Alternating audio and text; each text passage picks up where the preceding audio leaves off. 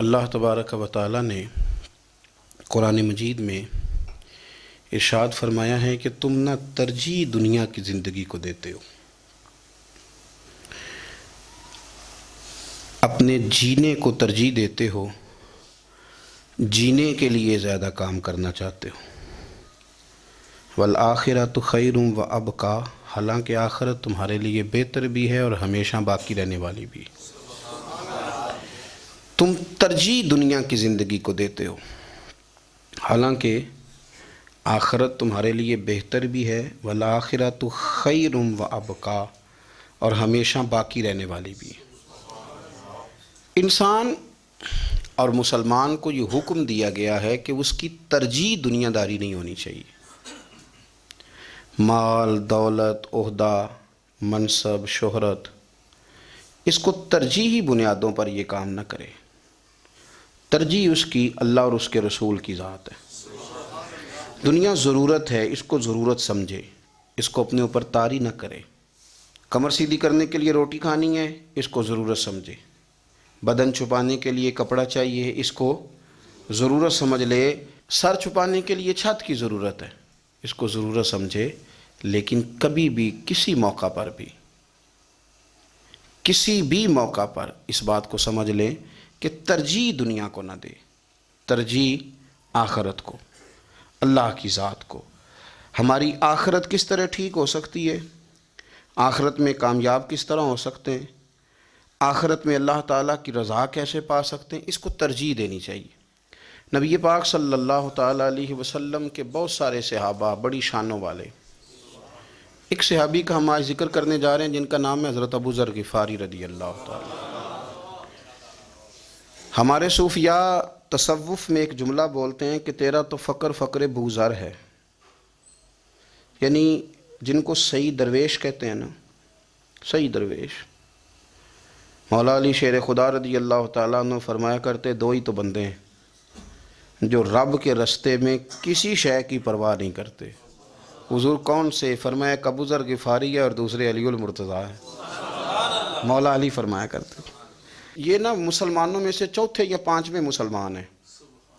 شروع سے ایک سلیم الطبع آدمی، کچھ لوگ طبعاً بڑے نفیس ہوتے ہیں، طبعاً ہی اللہ کی طرف سے شروع سے ہی۔ ان کا جو قبیلہ تھا بنو غفار، وہ رہزنی کرتا تھا، لوگوں کو لوٹ لیتا تھا۔ شروع میں یہ کام کیا، لیکن جب کچھ لوگوں کی چیخیں کانوں میں گئیں تو چھوڑ دیا، فرمایا نہیں یار، طبیعت نہیں مانتی۔ اور نبی پاک کا کلمہ پڑھنے سے پہلے ہی بتوں کی پوجا چھوڑ کے رب کی عبادت شروع کر دی۔ لوگ پوچھا کرتے تھے آپ عبادت تو کرتے تھے پر منہ کدھر کرتے تھے؟ فرماتے تھے جدھر وہ کرا لیتا تھا کر لیتے تھے۔ کسی نے انہیں بتایا کہ مکے میں ایک شخص ہیں جنہوں نے اعلان نبوت کیا ہے، آپ کی طرح کی باتیں کرتے ہیں۔ انہوں نے اپنے بھائی کو بھیجا، ان کا نام انیس تھا، پتہ کر کے واپس آئے، بھائی کہنے لگے ابو ذر، ان کا نام جندب ہے اصل میں، ذر ان کے بیٹے کا نام ہے اور کنیت سے زیادہ معروف ہیں، ابو ذر غفاری کہلاتے ہیں۔ فرماتے ہیں کہ بھائی نے آ کے بتایا کہ وہ نیکی کا حکم دیتے ہیں، برے کاموں سے منع کرتے ہیں، صلہ رحمی کا پیغام دیتے ہیں، لیکن لوگ سارے مخالف ہیں۔ یہ چیز بھی بڑی کاؤنٹ ہوتی ہے، اسے نہ کاؤنٹ کیا کریں۔ لوگوں کی ترجیحات بدلتی ہیں، صبح کچھ، دوپہر کچھ، شام کچھ، اسے نہ کاؤنٹ کریں۔ انہوں نے اس بات کو کاؤنٹ کر کے بتایا کہ لوگ ان کے جو ہیں نا وہ مخالف ہیں سارے۔ تو حضرت ابو ذر غفاری کہنے لگے مجھے تسلی نہیں ہوئی، میں خود جا کے پتہ کروں گا۔ کہتے ہیں مکہ شریف آیا تو کسی ایسے آدمی سے پوچھ بیٹھا، میں تو کچھ اور سمجھا تھا، وہ کچھ اور نکلا۔ مکے والوں نے بڑا مارا۔ مکے پہنچ کے پہلی جو چیز ملی وہ مار کھانے کی تھی۔ اب میں ڈرتے کسی سے پوچھتا ہی نہ، بھوک بھی بڑی تھی، رہنے کو جگہ نہیں تھی، حرم شریف میں لیٹا رہتا تھا۔ میرے نصیب دیکھو، مجھے ایک شخص نے آ کے ہلایا، کہنے لگے اگر مناسب سمجھیں تو میں آپ کو دیکھ رہا ہوں کافی دیر سے، آپ کوئی پردیسی ہیں، آپ کا اپنا مہمان نہ بنا لوں؟ تو میں نے کہا آپ کا کیا نام ہے؟ کہنے لگے میرا نام ہے علی ابن ابی طالب۔ کہتے ہیں مولا کائنات گھر لے گئے، کھانا بھی کھلایا، جگہ بھی دی، سونے کو خدمت بھی کی، لیکن چونکہ میں تو پہلے ایک سے پوچھ کے مار کھا بیٹھا تھا، میں نے پوچھا نہیں میں کدھر آیا ہوں۔ رات رہے، اگلی رات بھی رہے، لیکن میں نے بتایا نہیں میں کس کام آیا ہوں۔ حضرت ابو ذر غفاری رضی اللہ تعالیٰ عنہ کہتے ہیں خود ہی مولا علی نے پوچھا بتا سکتے ہو کیسے آئے ہو؟ میں نے کہا راز رکھ لو گے؟ فرمایا بڑا کشادہ سینہ دیا رب نے مجھے. تو بات تو کر کہنے لگے یار میں تو محمد مصطفیٰ کی زیارت کرنے آیا صلی اللہ تعالی علیہ وسلم. یہ بے نیاز لوگوں میں سے ہیں حضرت سیدنا ابو ذر غفاری. میں حضور کی زیارت کے لیے. حضرت علی کہنے لگے سویرے لے چلوں گا. انسان بزدل نہیں ہوتا، ہر انسان بزدل نہیں ہوتا، اور بلا وجہ ٹکراؤ کی پالیسی بنا لینا یہ بھی سیانے لوگوں کا کام نہیں. حکمت کے تقاضوں کے مطابق چلنا یہ بھی دلیر لوگوں کا ہی کام ہوتا ہے. حضرت مولا علی کہنے لگے صبح لے کے چلوں گا پر حالات ٹھیک نہیں. شرارتی لوگ ہر جگہ ہوتے ہیں. اگر کوئی شرارتیوں کا ٹولہ ملا نا جو کھڑا ہوگا جاسوسی کرنے کے لیے کہ حضور کی طرف کون کون جا رہا ہے، تو میں نیچے جھکوں گا جوتے کا تسمہ ٹھیک کرنے کے لیے. لیکن آپ نے نہیں کھڑے ہونا، آپ نے چلتے رہنا ہے تاکہ کسی کو شک نہ ہو.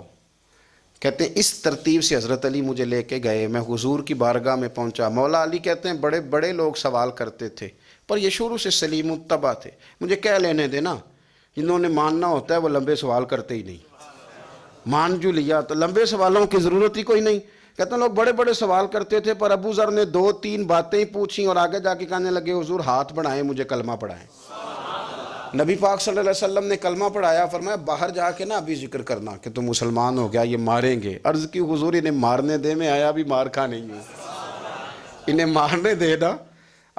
پڑا فلک کو کبھی دل جلوں سے کام نہیں. داغ دلوی نے کہا تھا پڑا فلک کو کبھی دل جلوں سے کام نہیں، اور جلا کے راکھ نہ کر دوں تو داغ نام نہیں.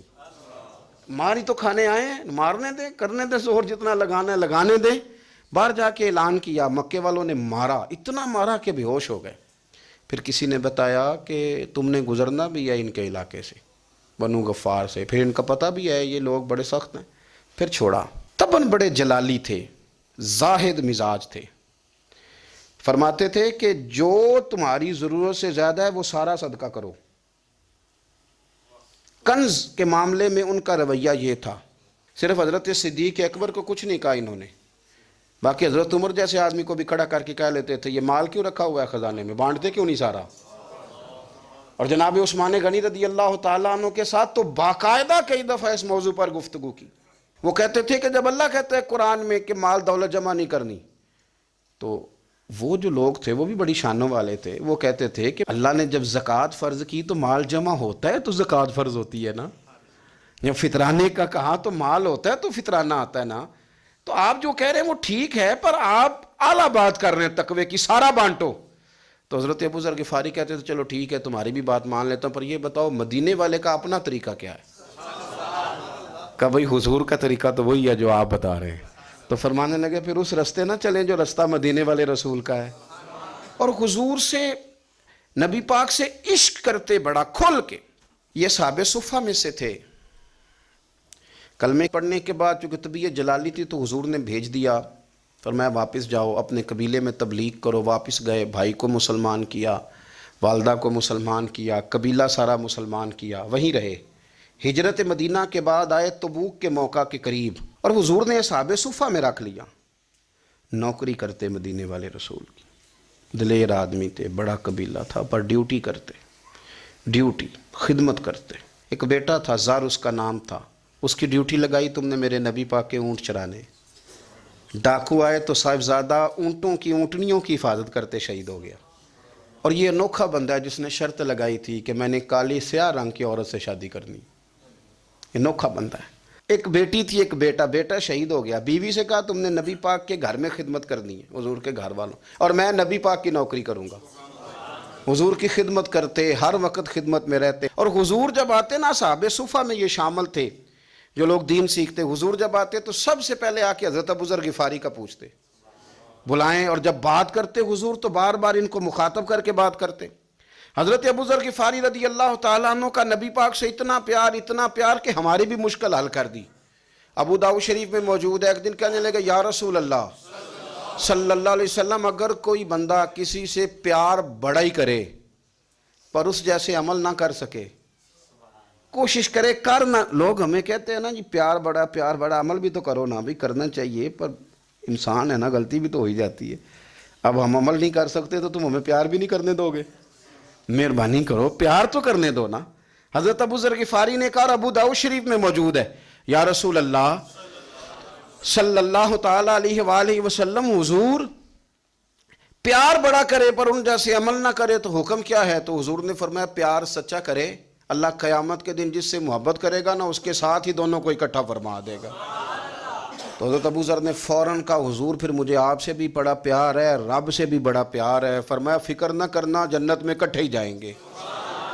اتنی محبت رسول پاک کی ذات کے ساتھ حضور کی نوکری کرنا۔ ایک دن خدمت کرتے کرتے سو گئے، حضور مسجد میں آئے پتہ کرنے کہ ابو ذر آرام کر رہا ہے۔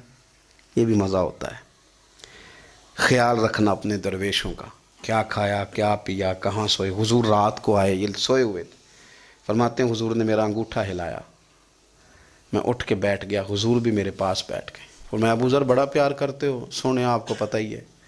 کہا یار تو بڑی نوکری کرتا ہے، ایک دن وہ بھی آئے گا جس دن تجھے میری مسجد اور میرے شہر سے جانا پڑے گا، پھر کیا کرو گے؟ تو عرض کی حضور کسی کی طاقت ہے مجھے آپ کے شہر سے نکالے؟ میں تلوار نکال لوں گا۔ تو نبی پاک نے فرمایا تلوار نہ نکالنا، جہاں تمہیں بھیجا جائے چپ کر کے چلے جانا۔ حضور کب تک؟ فرمایا جب تک اللہ تیری اور میری ملاقات نہیں کرا دیتا، یعنی وصال تک۔ یہ واحد شخص ہیں کہ حضور کے وصال ظاہری کا وقت آ گیا تو فرمایا کوئی میرے ابو ذر کو بلاؤ۔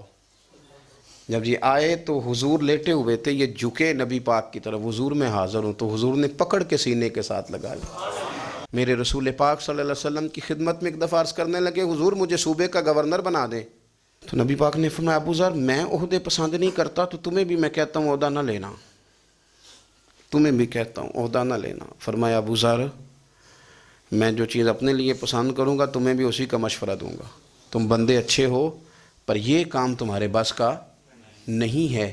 بڑے زاہد آدمی میرے رسول کریم صلی اللہ تعالی علیہ وآلہ وسلم نے ان کے بارے میں فرمایا جس طرح نبیوں میں حضرت عیسیٰ علیہ السلام ہوئے، حضرت عیسیٰ دیکھیں نا، انبیاء میں اللہ تعالیٰ نے ہر قسم کی عظمت نبیوں کو دیں۔ جناب سلیمان علیہ السلام کا تو تخت بھی ہوا میں اڑتا تھا، جن تک تابع دار تھے، اور نبیوں میں حضرت عیسیٰ بھی ہیں جن کے پاس گھر بھی کوئی نہیں، شادی بھی کوئی نہیں کی، اینٹ سرانے رکھ کے تکیہ بناتے، ایک ان کے پاس کنگھی تھی اور ایک پیالہ تھا۔ دیکھیں جو بندہ نیک ہو نا وہ بھی نیک ہیں، اللہ کے نبی ہیں۔ آپ اپنا تقوی مسلط نہیں کریں گے، جو وہ کر رہے ہیں وہ بھی مخلص ہو کے کر رہے ہیں۔ حکومتیں جو چلانی ہیں تو وہ کس نے چلانی ہے؟ اگر نیک بندے نہیں آئیں گے تو غلط لوگ آئیں گے، قوموں پہ ظلم کریں، وہ بھی اپنی جگہ ٹھیک ہیں، لیکن یہ جو کر رہے ہیں یہ بات بھی اپنی جگہ بالکل ٹھیک ہے۔ ہم پتہ کیا کرتے ہیں، ہم چیزوں کو مسلط کرتے ہیں، ایک دوسرے پر مسلط نہیں کریں چیزوں کو۔ آپ جو کر سکتے ہیں، جو رستہ آپ کو صحیح لگتا ہے اختیار کر لیں، یہی تو ہمارے دین کا حسن ہے کہ سارے رستے واضح کر کے ہمیں دکھاتا ہے۔ حضرت عیسیٰ علیہ السلام نے ایک دن دیکھا کہ ایک بندہ نا انگلیوں کے ساتھ اپنے بال سیدھے کر رہا ہے، تو آپ نے فرمایا یار کنگھی کے بغیر بھی کام چل سکتا ہے، کنگھی بھی خیرات کر دی۔ دیکھا ایک بندہ ہاتھ کا تکیہ بنا کے لیٹا ہے، تو فرمایا اینٹ بھی دے دو کسی کے کام آ جائے گی۔ ایک دن دیکھا کہ ایک بندہ نا یوں چلو میں پانی پی رہا ہے، فرمایا پیالہ بھی رہنے دو، اس کے بغیر بھی کام چل ہی جاتا ہے۔ جناب عیسیٰ کا یہ زہد تھا۔ میرے نبی پاک علیہ السلام نے فرمایا جس نے جناب عیسیٰ کا زہد دیکھنا ہو وہ میرے ابو ذر غفاری کو دیکھے، ان کو دیکھے، یہ دنیا میں جناب عیسیٰ کے زہد کے مطابق چلتے پھرتے ہیں۔ ساری زندگی دولت کو مال کو پسند نہیں کیا۔ جہاں رہتے تھے ایک گورنر صاحب نے 300 دینار تحفے میں بھیجے، تو ایک ہوتا ہے نا بندہ کہتا ہے نہیں ضرورت نہیں، اور حضور سید عالم صلی اللہ علیہ وسلم نے حضرت عمر سے فرمایا تھا جو خود بخود آ جائیں وہ قبول کر لو اللہ کی طرف سے، لیکن ان کا رنگ فقیری والا تھا اور تھوڑا انوکھا تھا۔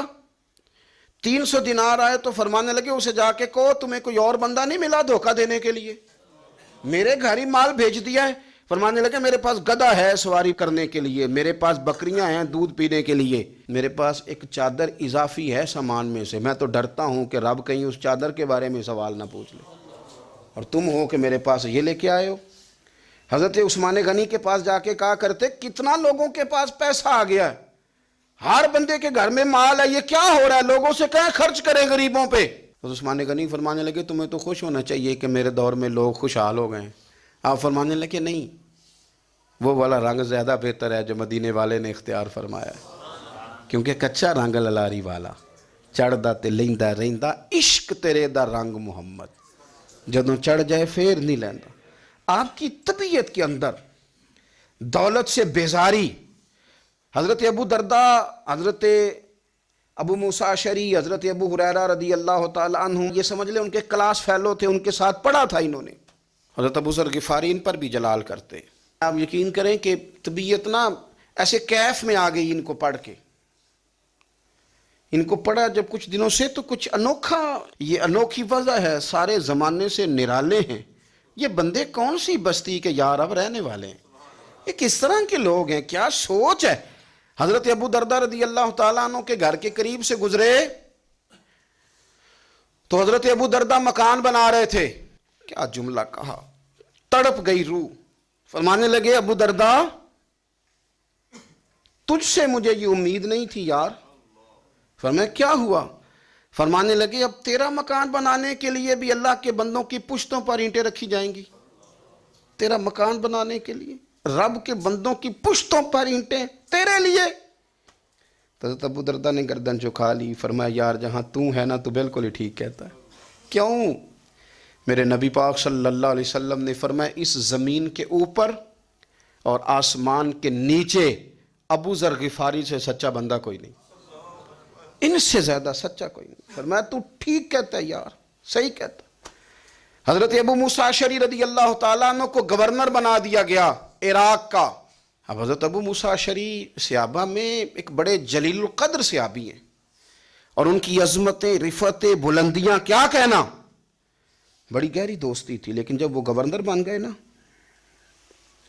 تو آپ نے فرمایا بس بھئی اب تو نے عہدہ لے لیا ہے، یہ بندے کو ٹھیک نہیں رہنے دیتی چیزیں، اب تو عہدے میں چلا گیا۔ بڑی مدت کے بعد ملاقات ہوئی حضرت ابو موسیٰ اشعری کے ساتھ، وہ دوڑ کے آئے حضرت ابو ذر غفاری کے گلے ملنے، میرا بھائی میرا بھائی۔ فرمایا پیچھے ہٹ جا، میں نہیں تیرا بھائی، تو گورنر ہے، میں غریب آدمی ہوں، اپنا کام کر۔ پھر دوڑ کے آئے، فرمایا ابو ذر تو میرا بھائی ہے یار، اکٹھے پڑھتے تھے حضور۔ فرمایا نہیں جا تو نہیں میرا۔ پھر آئے، جانتے تھے نا یہ سچا بندہ ہے، یہ سچا بندہ ہے، یہ تقریروں والا نہیں، صرف وعظوں والا نہیں، اس کے اندر بھی بڑی سچائیاں ہیں۔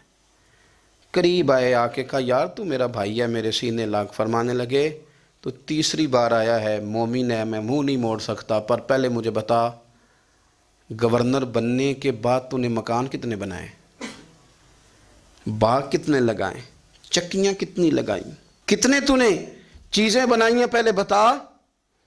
تو حضرت ابو موسیٰ اشعری نے ان کا ہاتھ پکڑا، رونے لگے، کہنے لگے جس محبوب سے تو نے تربیت لی ہے میں بھی انہی کا نوکر ہوں، جن کپڑوں میں میں عراق گیا تھا میرے آج بھی وہی ہیں یار۔ کیا بات کرتا ہے تو، میرے وہی ہیں۔ مجھے بتا اگر یہ عہدے خدمت کے ہم نہیں لیں گے تو پھر کیا ظالموں کو دیں گے، غیروں کو دیں گے؟ نہ کر، کچھ نہیں بنایا۔ حضرت سیدنا ابو موسیٰ اشعری رضی اللہ تعالیٰ عنہ روئے، اور جب کہا نا کوئی شے نہیں میرے پاس، تو فرمایا اچھا چل آ جا، پھر سینے لگ جا، تو واقعی میرا بھائی ہے۔ پھر حضرت ابو ذر غفاری نے محبت فرمائی، وہ درویشی، وہ فقیری، وہ سادگی، وہ نورانیت، وہ دل کے ساتھ اندر۔ ہمارے تو بہت سارے لوگ ہیں جو کہتے ہو کہاں لے جانا ہے مال، کیا ضرورت ہے مال کی، ہر وقت مال کی مخالفت کرتے ہیں، لیکن دل ان کا کہتا ہے کہ آئے صحیح، کسی طریقے سے پہنچے صحیح۔ حضور نے فرمایا بعض لوگوں کی زبانیں شہد سے زیادہ میٹھی، دل بھیڑیے سے زیادہ خطرناک، اوپر سے کہہ کچھ رہے ہیں اندر حالات کچھ اور ہیں۔ لیکن حضرت ابو ذر غفاری رضی اللہ تعالیٰ عنہ دوری دولت سے، آپ فرماتے کیوں ہیں لوگوں کے پاس مال، کس لیے اتنا مال جمع کیا ہے؟ کیا ساری غریبی ختم ہو گئی ہے، غربت مٹ گئی ہے ساری، کیوں لوگ مال بناتے ہیں؟ ایک اور آپ کی کلاس فیلو تھے جو بصرے کے گورنر بنے، عبداللہ بن عامر رضی اللہ تعالیٰ۔ ایک صاحب سے ملاقات ہوئی، جناب نافع تائی ان کا نام تھا، تو حضرت ابو ذر غفاری سے وہ بڑے شوق سے ملنے آئے، حضور کے صحابی سمجھ کر کے۔ فرمایا کہاں کے رہنے والے ہو؟ کہا میں تو بصرے کا رہنے والا ہوں۔ فرمایا وہاں میرے ایک کلاس فیلو ہیں عبداللہ بن عامر، کہا وہ تو آج کل گورنر ہیں۔ فرمایا میرا ایک پیغام دے دو گے اس کو جا کے؟ کہا حضور دے دوں گا۔ فرمایا اس سے جا کے کہنا تو گورنر بن کے بھی زندہ ہی ہے، اور میں پانی کا پیالہ پیتا ہوں، کھجور کھاتا ہوں، اور رب کی عبادت کرتا ہوں، میں بھی تو زندہ ہی ہوں نا، تو بھی زندہ ہی ہے، اس سے آگے کچھ نہیں ہے۔ اور میں کھجور کھاتا ہوں، پانی کا پیالہ پیتا ہوں، میں بھی تو زندہ ہوں نا۔ اللہ اکبر۔ نافع تائی کہتے ہیں اس پیغام کی سمجھ نہیں آئی، لیکن میں لے کے گیا۔ عبداللہ بن عامر سے میری ملاقات ہوئی تو میں نے کہا جی ایک پیغام دینا ہے، تو انہوں نے کچھ توجہ نہیں کی۔ جب میں نے بتایا نا کہ حضرت ابو ذر غفاری کا پیغام ہے تو ان دونوں آنکھیں کھول دیں، کہنے لگے جلدی بتاؤ انہوں نے کیا کہا ہے۔ فقر اور درویشی کے رستے پہ چلنے والوں کے امام سیدنا ابو ذر غفاری نے کیا کہا ہے؟ تو کہتے ہیں مجھے پاس بٹھا لیا، شفقت فرمائی، کہنے لگے اب بتاؤ انہوں نے کیا کہا ہے؟ تو عرض کرنے لگے انہوں نے کہا ہے کہ تو گورنر ہے، تو بھی زندہ ہے، اور میں کھجور کھاتا ہوں، پانی پیتا ہوں، رب کو یاد کرتا ہوں، میں بھی تو زندہ ہی ہوں نا۔ کہنے لگے ایک دفعہ پھر کہا انہوں نے کہا تھا کہ میں کھجور کھاتا ہوں، پانی پیتا ہوں، عبادت کرتا ہوں، میں بھی تو زندہ، کہا ایک دفعہ پھر کہتے ہیں تیسری دفعہ کہا تو وہ اتنا روئے کہ انہوں نے چادر میں منہ چھپا لیا۔ کہنے لگے یار وہ ٹھیک ہی کہتا ہے، وہ صحیح کہتا ہے، اتنا مال، اتنے عہدے، اتنی چیزیں، اتنا کچھ جمع کر کے رکھا ہے، ان کا حساب دینا، ان چیزوں کی اللہ کے حضور کیا عذر پیش کریں گے، کس طرح رب کی بارگاہ میں بتائیں گے، کیا وجہ تھی، کن چکروں میں ہم نے زندگی گزار دی۔ سیدنا ابو ذر غفاری رضی اللہ تعالیٰ عنہ نے اپنی حیات مبارکہ ساری کی ساری فرماتے تھے کہ ہم نہیں عمل کریں گے تو کون کرے گا، وہ خاص سادگی، وہ خاص۔ اور پتہ میرے نبی پاک نے کیا فرمایا؟ فرمایا مجھے میرے رب نے حکم دیا ہے کہ میں 4 لوگوں سے پیار کروں۔ اللہ اکبر، کاش کبھی آپ اس حدیث کے جملوں کو سمجھیں۔ او یار اللہ نے حکم دیا ہے، محبوب پیار کرے، حضور کس سے؟ تو پہلے 3 مرتبہ نبی پاک نے ایک ہی شخص کا نام لیا، فرمایا علی سے، علی سے، علی سے، پھر فرمایا ابو ذر غفاری سے، پھر فرمایا جناب مقداد سے، پھر فرمایا سلمان فارسی سے۔ رب نے مجھے کہا ان سے پیار کرو، حضرت ابو ذر غفاری۔ تبوک کے موقع پر نا اونٹ پہ بیٹھے تھے، پیچھے رہ گئے، اونٹ پر بیٹھے تھے تو پیچھے رہ گئے، اونٹ سست تھا، تھک گیا، چل نہیں رہا تھا۔ حضرت ابو ذر غفاری رضی اللہ تعالیٰ عنہ پہلے تو اسے لے گئے ایک گاؤں میں کہ اونٹ بیمار ہو گیا، اس کا علاج کرایا، لیکن جب وہ ٹھیک نہ ہو سکا نا تو اونٹ وہیں چھوڑ دیا۔ حضور صلی اللہ علیہ وسلم کے پیچھے ضرور پہنچنا ہے میدان تبوک میں، تو جو سامان تھا وہ سارا پشت پہ رکھا اور اکیلے ہی چل دیے، تنے تنہا اور پیدل۔ سامنے سے گرد اڑتی ہوئی نظر آئی تو لوگوں نے کہا حضور پتہ نہیں کون آیا ہے۔ فرمایا تمہیں نہیں پتہ، مجھے تو پتہ ہے نا، ابو ذر غفاری آیا ہے، ابو ذر غفاری آئے۔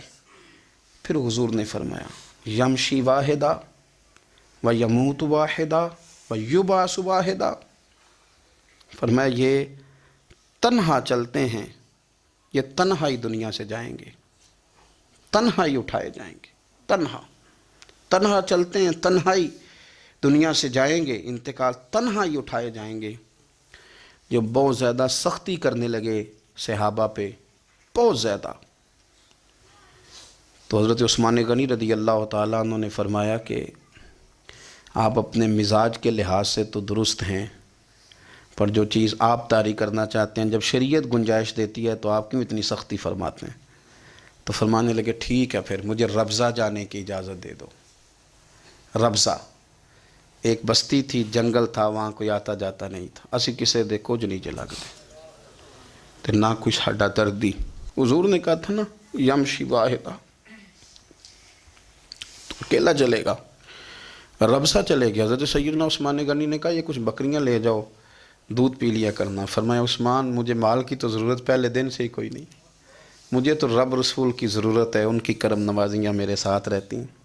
تشریف لے گئے، وہاں تنہا کھجور کے خشک ٹکڑے کھاتے، عبادت کرتے، اللہ کو یاد کرتے۔ بڑے بڑے لوگوں نے آ کے کہا کہ ابو ذر آپ کی بڑی شان ہے، ہمارے ساتھ چلیں۔ فرمایا چھوڑو، کہاں منشور ہم اور کہاں ہنگامے محبت کے، ایک حجرے میں رہتے ہیں، خدا کو یاد کرتے ہیں، ضرورت کوئی نہیں، جہاں ہوں نا وہاں میں ٹھیک ہوں، حاجت نہیں۔ وصال کا وقت آ گیا، دنیا سے جانے کا ٹائم آ گیا، اکیلے ہیں، بیوی ہے اور بیٹی ہے، جنگل کا علاقہ ہے، حج ہو گیا، راستے بند ہو گئے، بیمار ہو گئے، اپنی اہلیہ کو بلا کے کہنے لگے اب میں بچوں گا نہیں، اب جانے کا وقت آ گیا ہے۔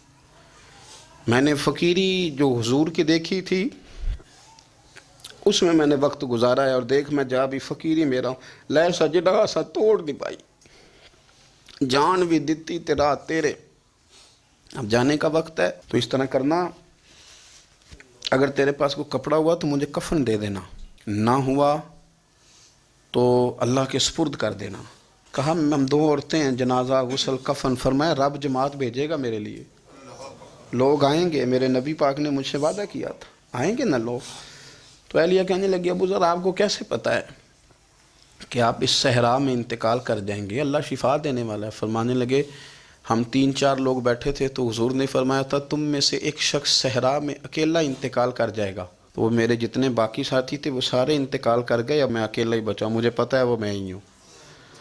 تو تم دیکھنا تمہیں کوئی نہ کوئی مل جائے گا غسل کفن کے لیے۔ آپ کی اہلیہ کہتی ہیں کہ میں اٹھی، کبھی دوڑ کے میں باہر جاتی، سڑک پہ جا کے دیکھتی کوئی گزر رہا ہے، پھر میں آ کے کہتی حج ختم ہو گیا ہے، راستے بند ہو گئے ہیں، کون آئے گا جنگل میں؟ پھر میں آ کے ان کی تیمارداری کرتی، پھر اٹھ کے جاتی، پھر میں آ کے تیمارداری کرتی۔ اچانک میری نظر پڑی تو ایک چھوٹا سا قافلہ آ رہا تھا، اس قافلے میں چند لوگ تھے اور سب سے بڑھ کر صحابی رسول حضرت عبداللہ ابن مسعود بھی تھے۔ میں نے ان کو اشارہ کیا تو وہ دوڑے آئے، کہنے لگے بہن کیا ہے؟ میں نے کہا یہاں ایک شخص ہے، تمہاری تھوڑی سی ضرورت ہے اس کو۔ تو عبداللہ ابن مسعود کہنے لگے کون ہے بی بی؟ کہتے ہیں میں نے کہا کہ وہ ابو ذر غفاری ہیں۔ کہتی تڑپ کے روئے عبداللہ ابن مسعود، تڑپ کے کہنے لگے ابو ذر میرے نبی پاک کا پیارا، میرے ماں بھی اس پہ قربان، میرا باپ بھی قربان، کدھر ہے جلدی بتاؤ؟ کہتی میں لے آئی، 4-5 لوگ تھے وہ۔ تو سیدنا ابو ذر غفاری کہنے لگے عبداللہ میرا وصال ہو جائے گا لیکن یاد رکھنا میری بیوی کے پاس کفن کے لیے کپڑا موجود نہیں۔ وہ لہو سجنا سا توڑ ہی نہیں پائی، جان بھی دیتی تیرا تیرے، کفن کے لیے کپڑا نہیں ہے، لیکن تم میں سے نا وہ بندہ کوئی کپڑا نہ دے جو کبھی کسی سرکاری عہدے پہ رہا ہو، وہ بندہ میرے کفن کے لیے کپڑا نہ دے کسی سرکاری عہدے پہ رہا ہو۔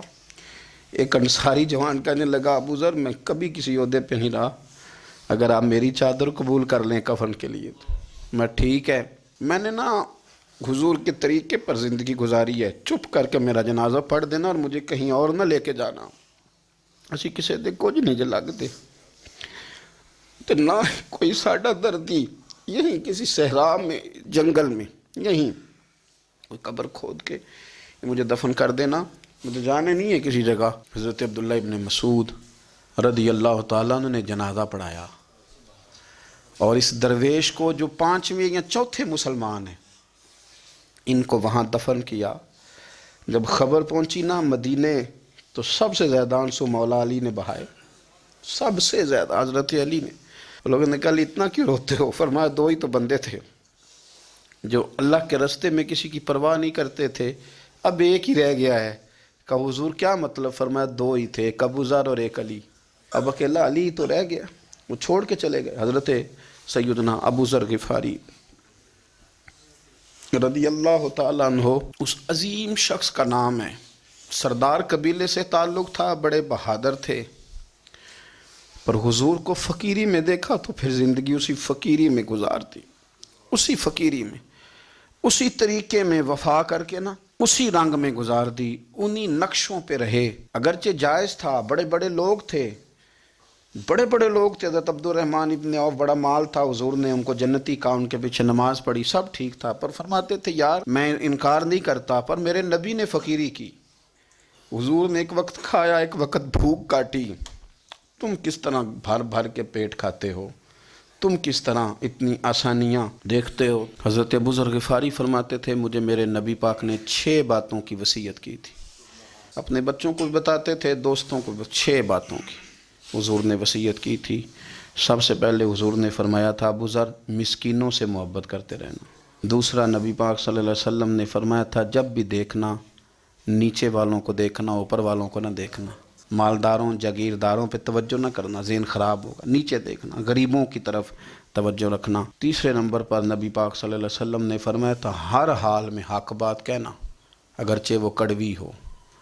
چوتھے نمبر پہ میرے محبوب نے فرمایا تھا اللہ کے معاملے میں کسی کی پرواہ نہ کرنا، کوئی کیا کہتا ہے کہتا رہے، تم رب کے رستے پہ چلتے رہنا، ملامت کی پرواہ نہ کرنا۔ اور پانچویں نمبر پر میرے نبی پاک نے مجھ سے کہا تھا اگر رشتہ دار تجھ سے تعلق توڑیں بھی نہ تو جوڑ کے رکھنا، صلہ رحمی نہ چھوڑنا۔ اور چھٹے نمبر پر حضور نے فرمایا تھا اللہ کے عرش کے خزانوں میں سے خزانہ ہے لا حول ولا قوت الا باللہ العلی العظیم۔ حضور نے فرمایا اسے پڑھتے رہنا، اسے کبھی نہ چھوڑنا۔ اے اللہ ان نیک اور پاک لوگوں کا صدقہ ہمارے دلوں کو تقویٰ عطا فرما۔ آخر دعوانا الحمدللہ۔